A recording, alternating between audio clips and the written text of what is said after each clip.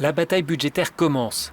Les chefs d'État et de gouvernement de l'Union européenne sont réunis à Bruxelles pour essayer de s'entendre sur le budget commun des 7 prochaines années.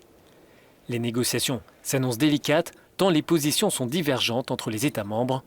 Le président du Conseil européen reconnaît l'ampleur de la tâche.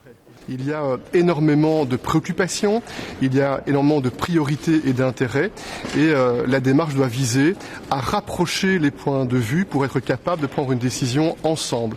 Et je mesure bien que les derniers pas à faire pour atteindre un compromis sont toujours les plus difficiles. Néanmoins, je pense que tout est sur la table afin que l'on puisse prendre une décision.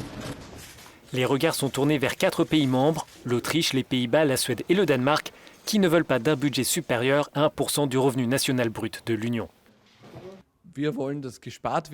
Nous voulons économiser de l'argent. Ce que nous ne voulons pas, c'est que les contribuables payent sans limite. Nous représentons les intérêts de nos contribuables. La dernière proposition du président du Conseil européen, Charles Michel, de 1,07% du revenu national brut, va dans la bonne direction. Mais cette alliance des États dits sobres ou frugaux est loin de faire l'unanimité. De nombreuses capitales souhaitent plus d'ambition pour l'Union européenne. Cela va être une discussion compliquée. Mon point de vue a toujours été clair, nous ne pouvons pas faire plus avec moins. L'avenir de la politique agricole commune est un des points sensibles de la négociation. À une centaine de mètres du sommet, les agriculteurs font entendre leur voix pour demander le maintien de l'enveloppe consacrée au secteur. Je pense qu'ils doivent protéger la PAC et s'ils se sont déjà entendus sur le pacte vert, cela veut dire qu'il y a plus d'ambition pour le secteur agricole dans l'Union européenne.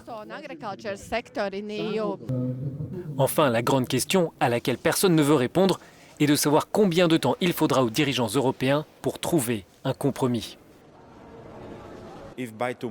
Si d'ici demain matin ou dans le courant de la journée de demain, il y a un accord, alors nous serons proches, très proches d'un miracle. Mais il ne faut pas sous-estimer Charles Michel dans ce type de négociation.